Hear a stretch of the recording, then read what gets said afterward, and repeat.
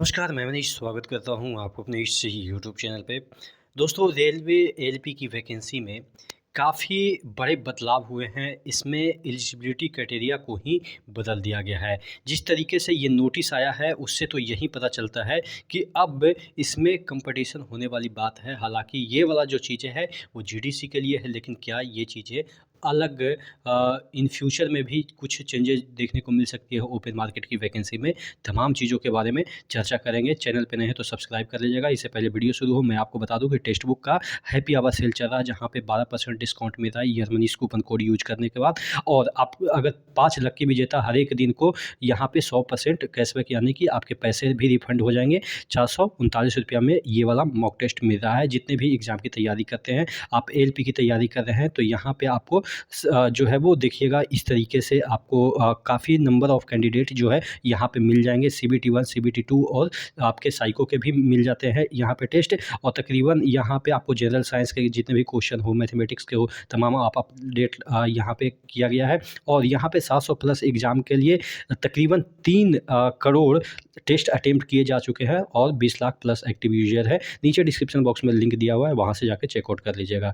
तो मैं बात कर रहा था कि रेलवे एएलपी के वैकेंसी में जो है वो एलिजिबिलिटी क्राइटेरिया काफ़ी बदलाव हुआ है। तो अगर हम इस लेटर पे चले जाते हैं तो लेटर में देखते हैं तो क्या चीज़ें दे रखी है। यहाँ पे देखिएगा 2/5/2024 के ये जो लेटर है, यानी कि आपके मई में ही आए हैं और आपके परसों के ही डेट में ये वाला लेटर जारी किया गया है।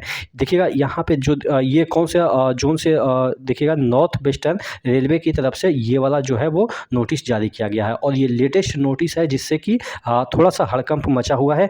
देखिएगा यहाँ पे जो चीज़ें दे रखी है, इस कार्यालय के समसंख्यक पत्र दिनांक 23/4/2024 के द्वारा एलपी लेवल 2 की 50% पदोन्नति कोटे की रिक्तियों को सामान्य चयन के अंतर्गत जीडीसी चयन संबंधित उपयुक्तता शर्तों के अधीन 160 पदों को भरने हेतु नोटिफिकेशन में अंकित मद संख्या 3A के उपयुक्तता शर्तों में नियमानुसार संशोधन किया गया है। यानी कि इसमें थोड़ा सा मॉडिफिकेशन किया गया है। अब मॉडिफिकेशन क्या है कि यहाँ पे सर्विंग एम्प्लॉई जो है वो आपके हैं ऑफ जेपी डिवीज़न मस्ट है रेगुलर सर्विस, ग्रेड पे 1800 होना चाहिए या आपके ग्रेड पे 1900, यानी कि लेवल 2 के पोस्ट के लिए लेवल 2 के ही कैंडिडेट को बुलाया जा रहा है। तो ये थोड़ा सा देखिए, हालांकि ये फॉर्म किसको नहीं भरने दे रहे हैं, एक्सेप्ट यहाँ पे लिखा हुआ आरपीएफ और आरपीएसएफ और अकाउंटेंट जो लोग हैं वो सिर्फ फॉर्म नहीं भर सकते हैं, बाकी जितने भी जो लोग हैं वो फॉर्म भर सकते हैं। तो इससे क्या होगा कि पहले सिर्फ लेवल 1 के जो लोग हैं वहीं अप्लाई करते थे जीडीसी एग्ज़ाम के लिए। अब लेवल 2 में, यानी कि ग्रुप डी में भी लेवल 2 में बहुत सारे लोग चले जाते हैं।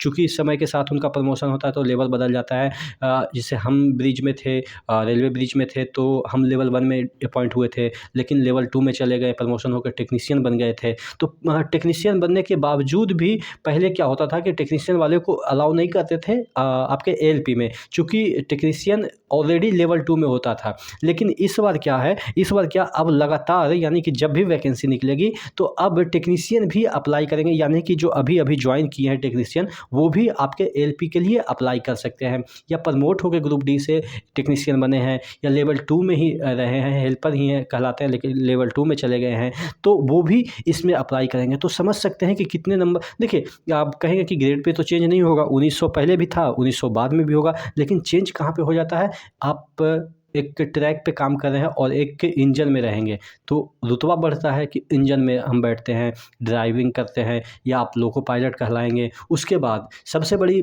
बेनिफिट आपके फाइनेंशियल बेनिफिट हो जाता है कि अगर आपके सैलरी, जैसा कि मैं बता रहा हूँ कि मेरा सैलरी तक अप्रॉक्स 30,000 के अराउंड इन हैंड मिलता था, यानी कि सब काट छाट के 30,000 मिलता था।